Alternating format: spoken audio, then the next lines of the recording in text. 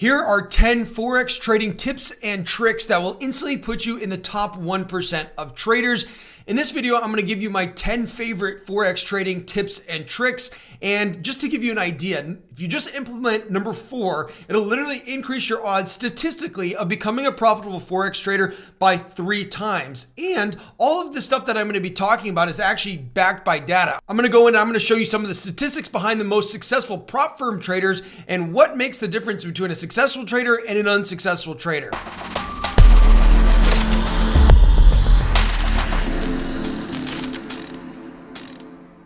Hi, my name's Adam Winnig, and I made this channel to help make your trading easy, lucrative, and fun. So if you're into Forex trading and you want to become a more successful trader, then go ahead, like, subscribe, and turn on the post notifications. Okay, so let's get into it. Number 10. So the first section, actually, this was proven and actually pulled from different prop firms. So if you're not familiar with prop firms, these are large capital firms that hire professional traders to essentially trade their money. And a lot of the times they have these tests that you have to pass in order to become a funded trader. And so these statistics are, what are the small percentage of people that are actually successful trading prop firms doing? So number 10, starting at number 10, then we'll work our way down to number 1. So number 10 said that any prop firm trader that has gotten at least 4 payouts, meaning they've been successful enough to pass the challenge and get selected and then also receive 4 different payouts, they all risk less than 3% in any single day. So this is an interesting lesson about risk management because if you look at the most successful traders that are actually getting payouts, they're not risking more than 3% in a single day. So meaning if you have 3 trades that are all 1% risk and they're all losers, then you'd have to stop trading for the day. This is what the most successful traders at these prop firms are doing.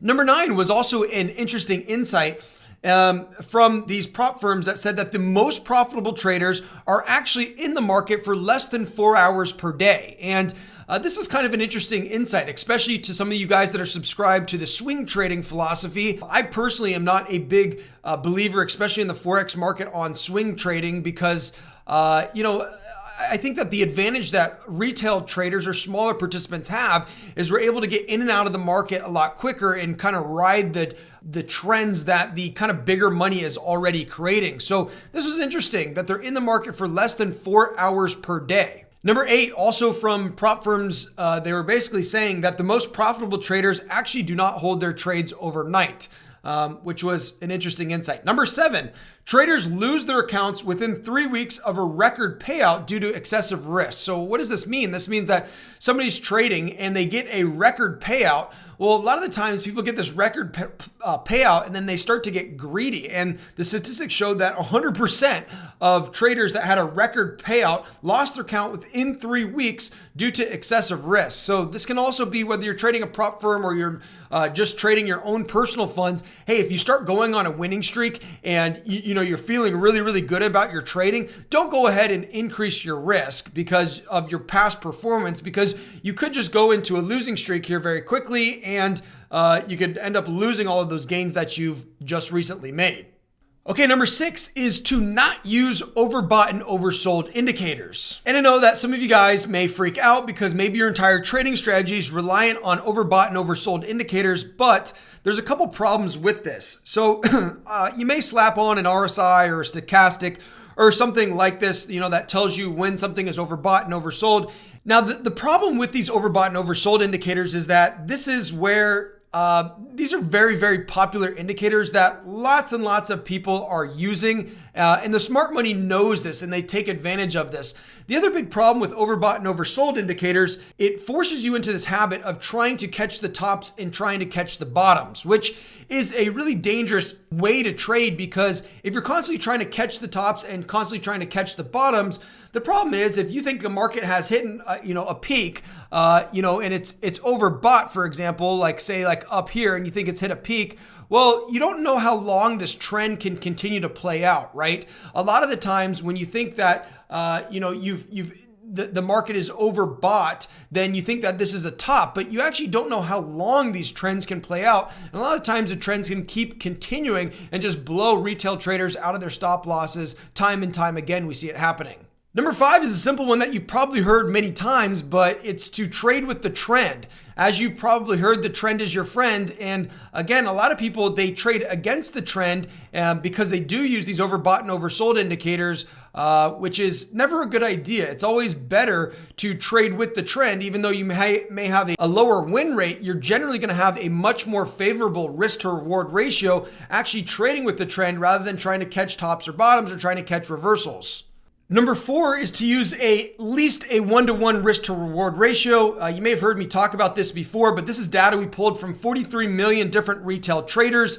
And it basically shows you why, one of the biggest reasons why traders fail. And this was a very popular brokerage, and the most traded instrument was actually Euro US dollar. And across traders on this brokerage, they found out that that on Euro US dollar, for example, 61% of the traders actually had a favorable win rate, meaning that they 61% of the time that this asset was traded, it was actually trading in profit, which is really interesting. Why are most traders losers if they can actually, win the majority of their trades? And the answer lies in the risk to reward ratio. So as you can see here, the losses in red are 70% bigger than the wins. The average losing trade was 83 pips, while the average winning trade was only 48 pips. So this is a really important thing, that even though you may have a good win rate over 50%, or in this case 61%, if you have a poor risk to reward ratio, then it's not going to play out in your favor.